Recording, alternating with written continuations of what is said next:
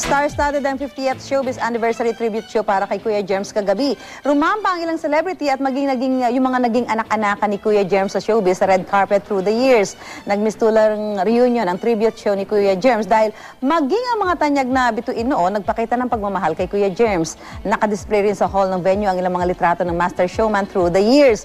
Ilang production numbers naman ang highlight ng gabi sa pagpupugay sa itinuturing na haligi ng showbiz. Hinandugan rin ng master showman ang isang plaque ni GMA President and COO Gilberto Duabit Jr. at isang coffee table book naman ang ibinigay sa kanya ni GMA Chairman and CEO Attorney Felipe Algozon.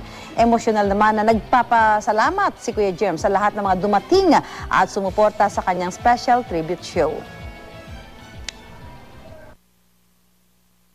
Tear of joy, siyempre habang pinapanood ko sila nung balik na way back, alam mo na, panahon ng Clover, Sampaguita, then yun na ang mga nangyari sa buhay ko.